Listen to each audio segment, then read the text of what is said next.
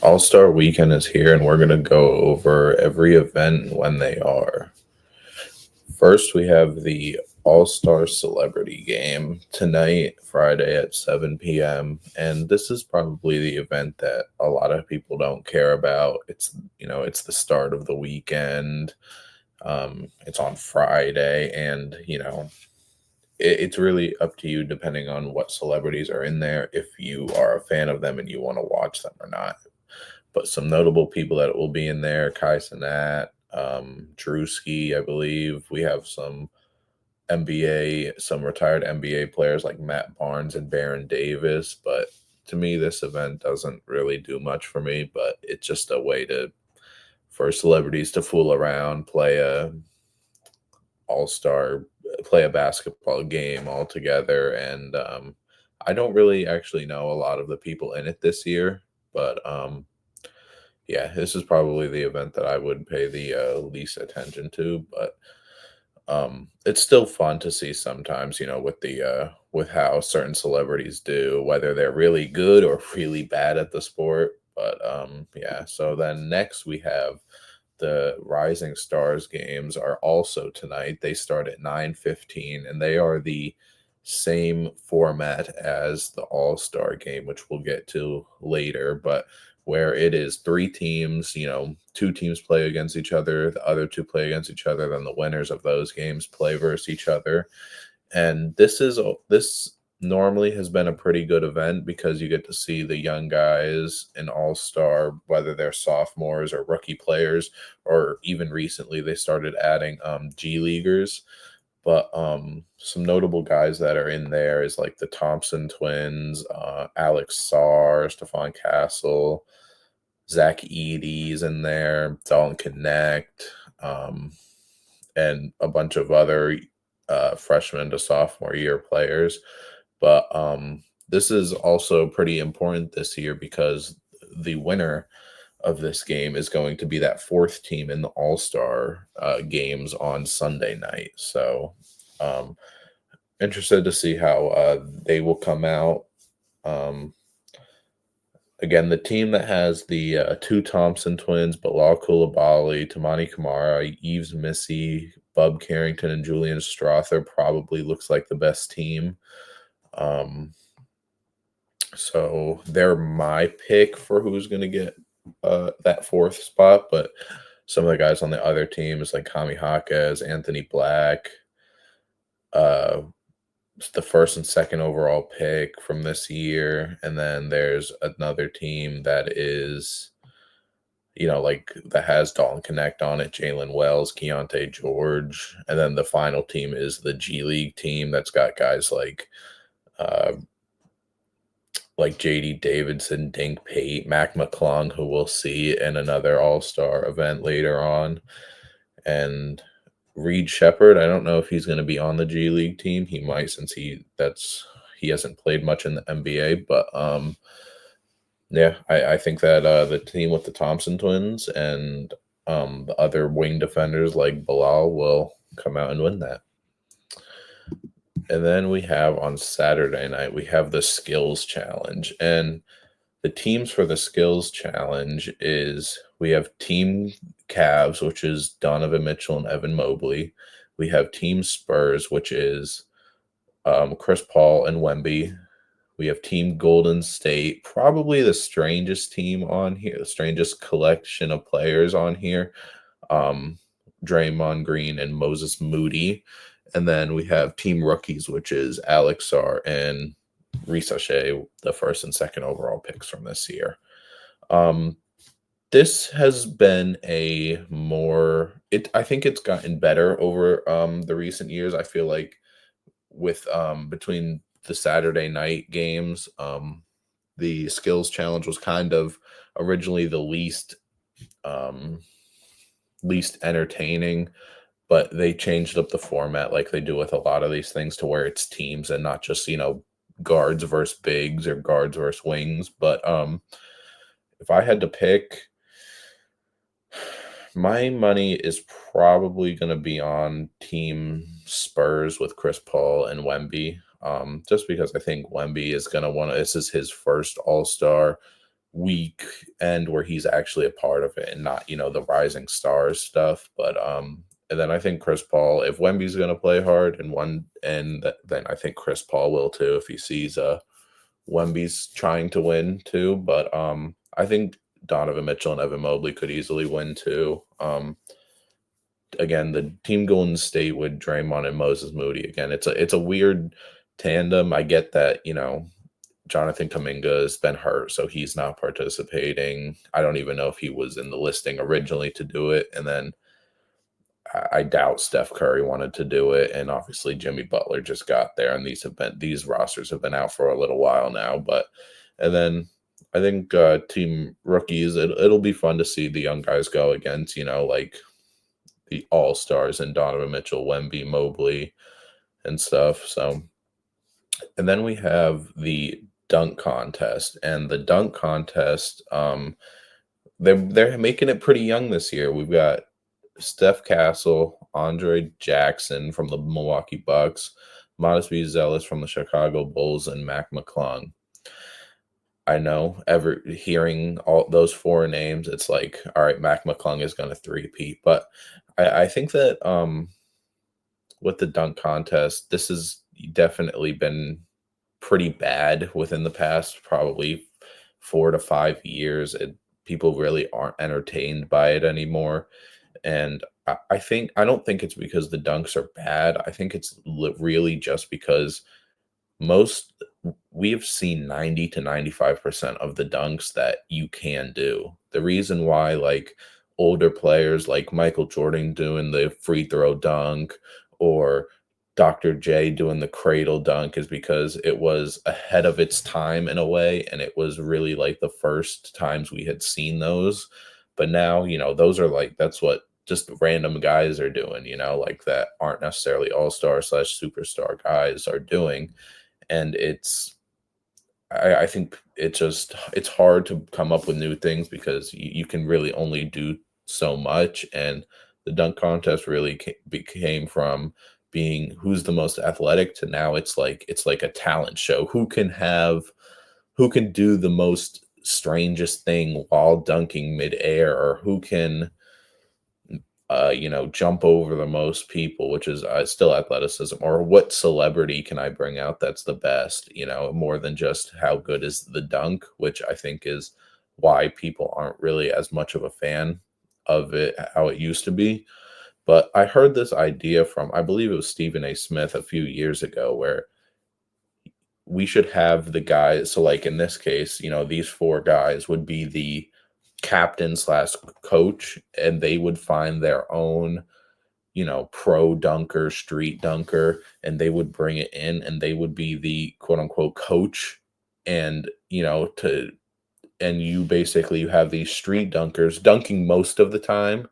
And, you would have these guys basically putting their money in on the guy that they picked, and then they have these pro dunkers who, you know, though some of these pro dunkers are doing things that the NBA guys aren't even trying or doing because, that's like all they practice. Like a bunch of these, all these guys are in the NBA. They're not just dunkers, so they have other parts of their game they have to do. So I think that if they took that approach, even though All-Star Weekend's supposed to be about the players and not, a random dunker that you get off that you find somewhere. I think that if you have these guys invest in their, dunker that they pick, then, the winnings go to that dunker, and not necessarily the player. But then the player can still also dunk. Maybe they can switch, the pro dunker dunks first, then like Steph Castle would dunk in the second round, and then it would go back to the pro dunker, and then back to,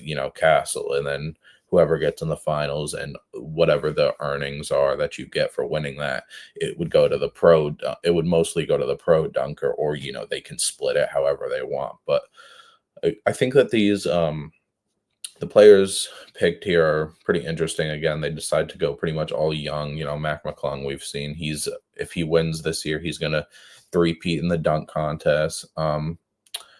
Steph Castle, I'm a huge fan, but he dunks almost like a big man. Like he does these power dunks or two-handed.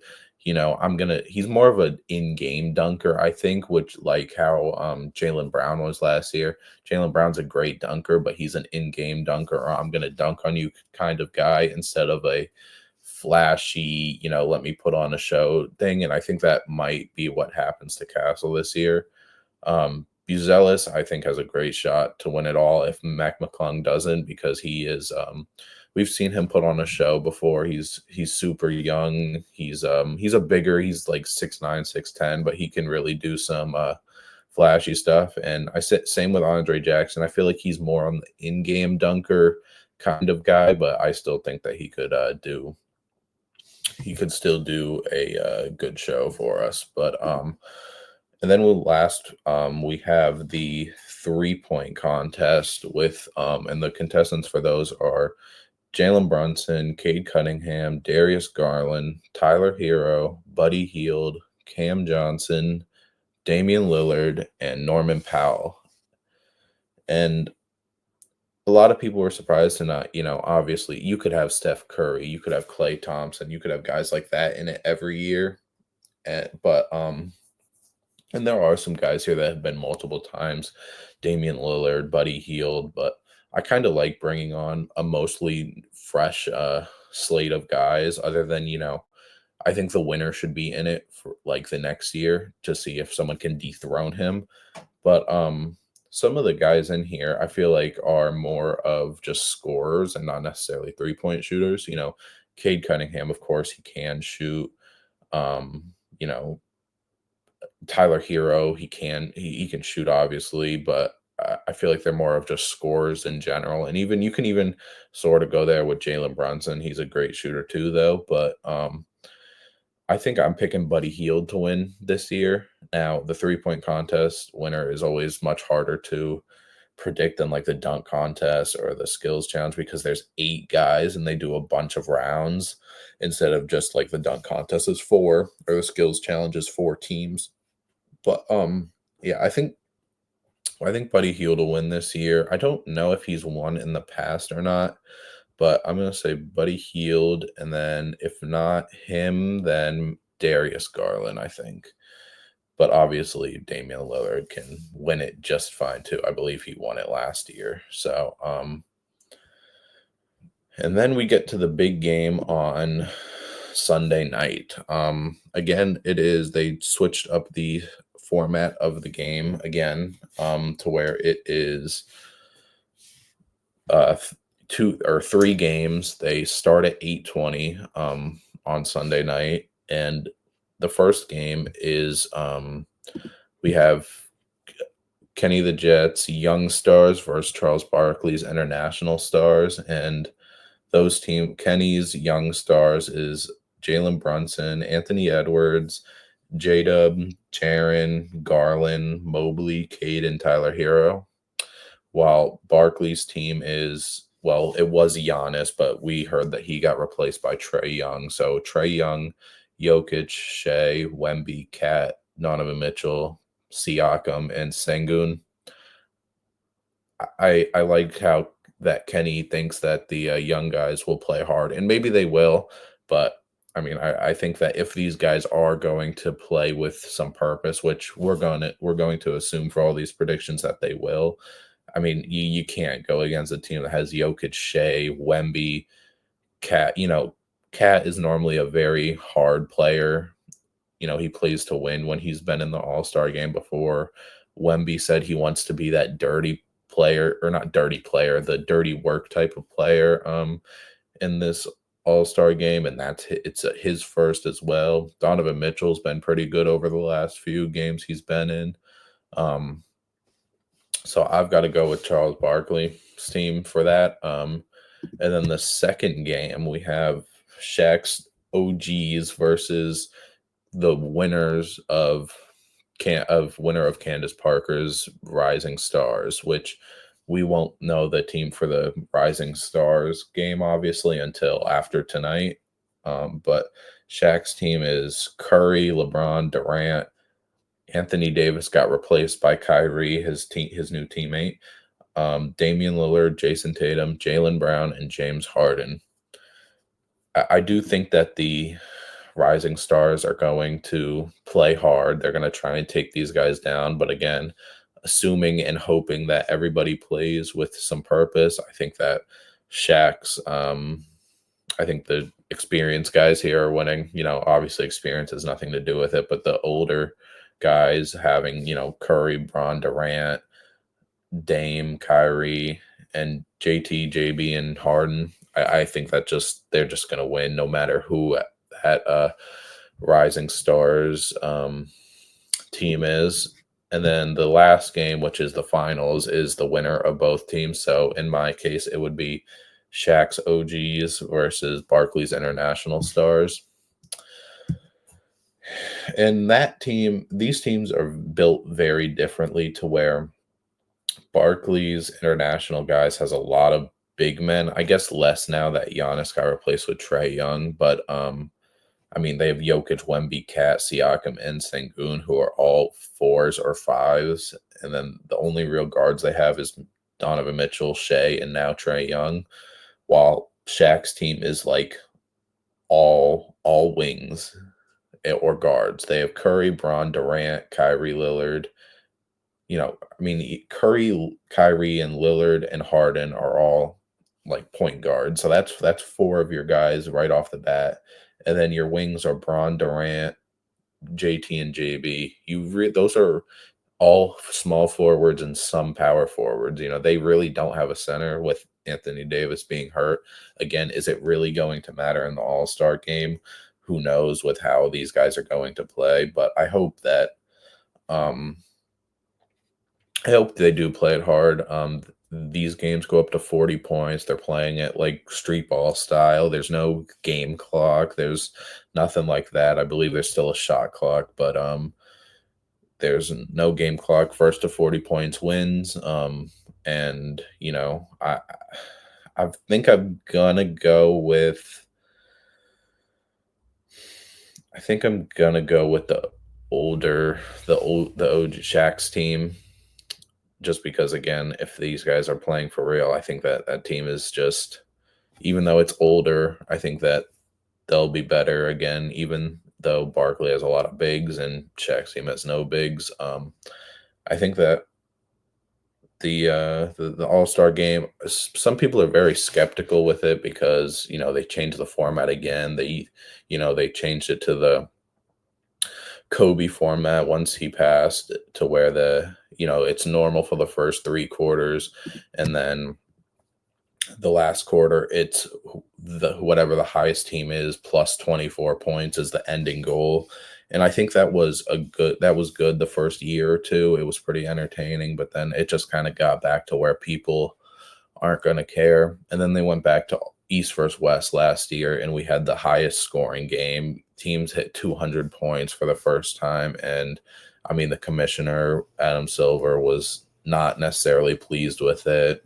A lot of fans weren't, because of the just players not taking it serious thing. We saw with Anthony Edwards was shooting left-handed during the All-Star week because he really didn't care, and he said he was just going to goof around. And I think once guys see that one is going to just start not taking it seriously, then they're like, well, we're not going to either. So, which is why I hope that this year, since it seems like the first year or two that they bring in a new format, it kind of works. Why I think that this is good, because it's not as long of a game. Again, these games are only going up to 40 points. It's 8 players, so you don't got to worry about playing all 12 guys on every team. And I think it could work very well. I think it could work very well with what Adam Silver wants to do by bringing in just competition back to the All-Star game, because a lot of people probably don't even watch it at this point. Obviously there's still coverage for it. There's still a bunch of, I believe all these things are on TNT. So it's obviously still a big thing. It's still coverage.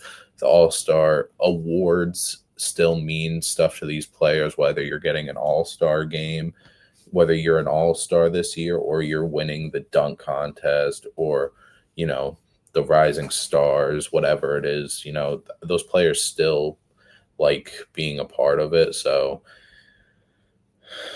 I think I think this is going to be a good change. Again, it might literally be for this year or maybe next year, and then players might not care at all, or they'll just not, they just won't care right off the bat. And, you know, they'll have Adam Silver have to think of something else to do. He did mention the idea of maybe in the future doing a American versus international like game where it's just two teams like it's been, but it's literally just split up to with the the American All Stars and the international All Stars. Which again, it's kind of we're getting a preview of that pretty much with Barkley's team. Six of his eight guys now are really international, and there's nobody else international on any of the other two All Star teams. So but I really don't know how that would work because we've seen in the past, like guys like Jokic and Luca don't really, I mean, even Shea to an extent, they don't really care. They're part of the people that don't really care or try hard because why would I? Why would I go hard, potentially get hurt when I have, the last third of the season to go through right after this? Giannis normally has at least through his first, 4 or 5, 6 All-Star appearances, he was one of the harder working players too. But again, he's not in it this year because of injury. So I think that this format will work. Maybe, but it might only work for this first year. Then people might get sick of it.